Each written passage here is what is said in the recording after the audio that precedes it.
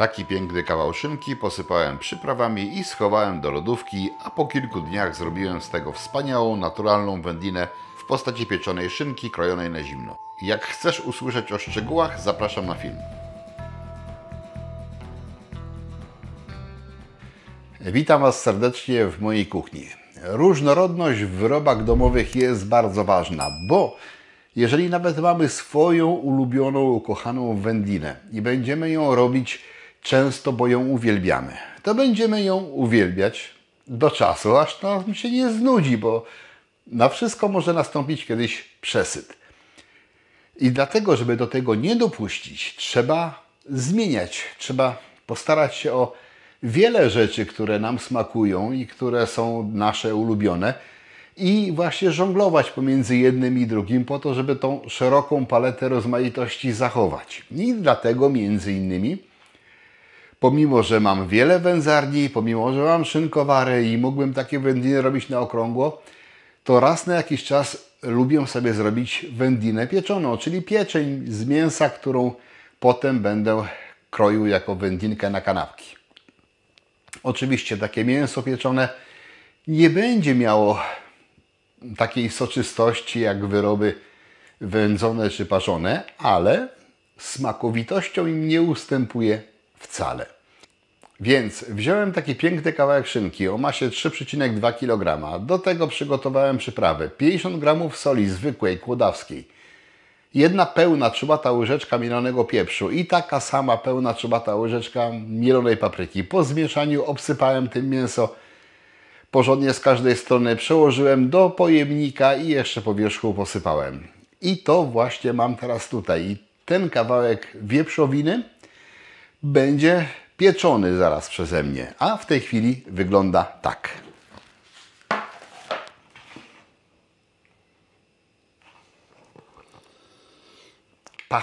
Pachnie bardzo ładnie. 3 dni spędził w lodówce obsypany tymi przyprawami. I teraz go przełożę do tego pojemnika. Wstawię go do piekarnika. To wszystko jest zimne, bo dopiero co wyjęte z lodówki, więc także do zimnego piekarnika wstawiam. Ustawię go na 170 stopni i na termoobieg. Przez godzinę będę podpiekał. Tu nie nastąpi jeszcze jakieś pełne upieczenie, tylko wędlinka się opiecze delikatnie, termicznie się, że tak powiem, zamknie od góry. I po godzinie wbiję w mięso termometr, bo ono w tym czasie trochę zmieni formę, trochę się zbiegnie i będę wiedział, gdzie jest ten najgłębszy punkt. Wbiję w to miejsce termometr, założę pokrywę i pozostawię tą samą temperaturę, ale już w pojemniku zamkniętym, przykrytym z odrobiną nieszczelności, no bo przewód termometru musi jakoś wyjść. Będę piekł dalej do czasu, aż osiągnę typową dla mięsa wieprzowego temperaturę dla pieczeni, czyli do 85 stopni.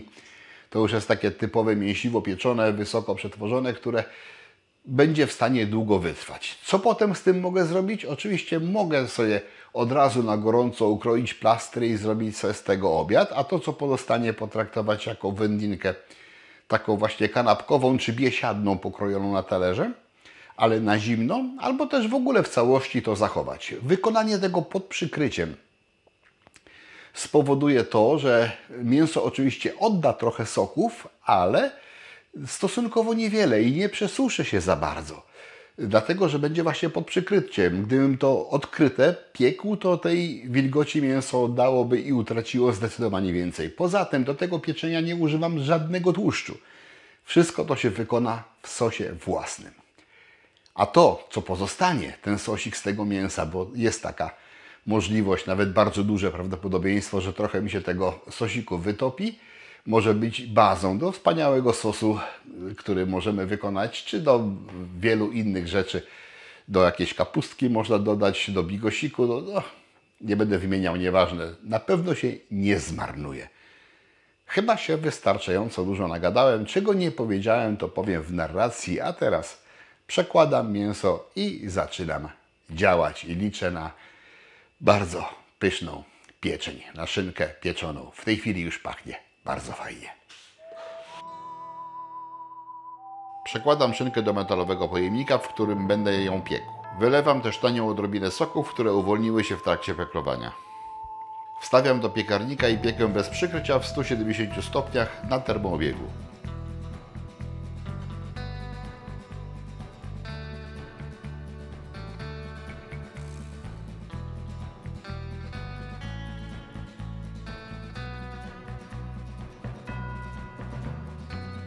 Po godzinie tak wygląda.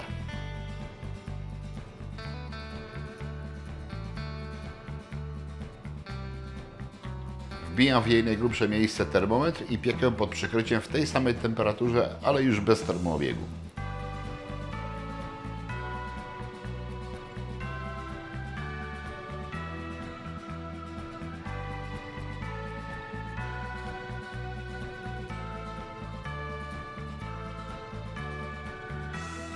Początkowo temperatura wewnętrzna niska, 28 stopni, ale w miarę trwania obróbki termicznej ciągle rośnie. Jak dotrze do około 70 stopni, można ją podawać na gorąco, ale ja idę wyżej, czyli 85.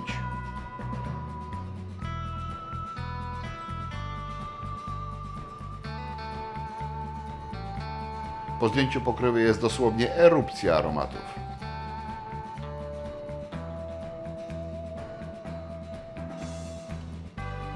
Kończę pieczenie, wyjmuję termometr i zostawiam do ostygnięcia.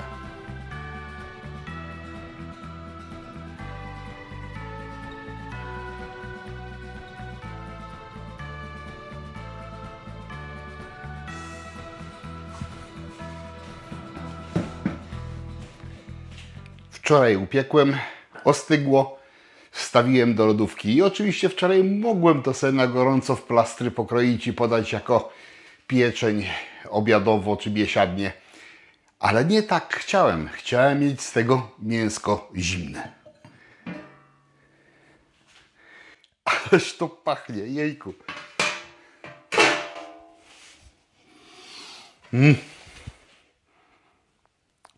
Pachnie i wygląda. A tutaj o, to jest czysta, piękna galaretka.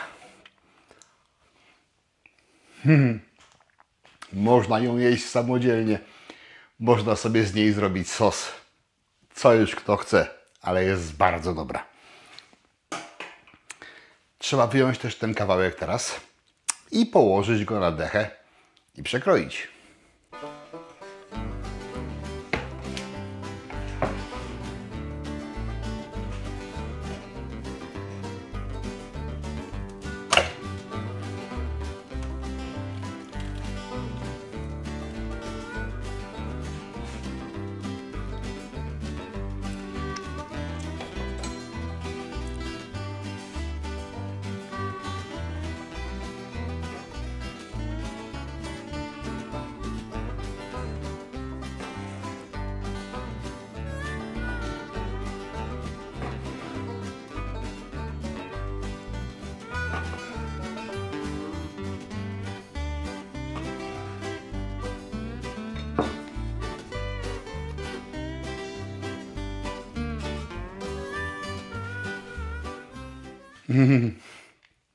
Obłędnie pachnie.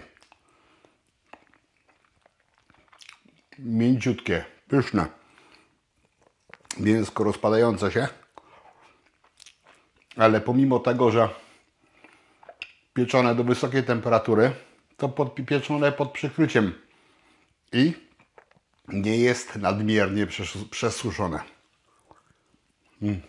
Pycha.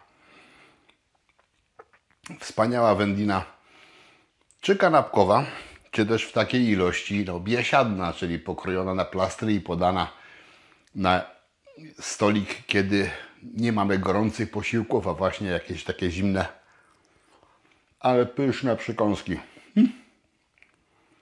Bardzo dobre. Taką wędlinę też możemy wykonać. To nie zawsze musi być wędzone. Nie zawsze to musi być kiełbasa. To może być pieczone mięso na zwykłej soli. I bardzo, bardzo smaczne. Mam bardzo wielką ochotę, żeby zjeść więcej i zaraz to będziemy robić. A jak Wam się podobało, poproszę o łapki w górę. Czekam na Wasze opinię w komentarzu. Dajcie znać, czy takie pieczone wędlinki w piekarniku robicie, bo to też jest wędlina domowa. Jest to pieczeń, ale konsumowana na zimno, jest jak najbardziej wędliną kanapkową, mimo że bez wędzenia i bez parzenia, tylko pieczona. Zapraszam na kolejne odcinki. Na razie, trzymajcie się, hej, cześć!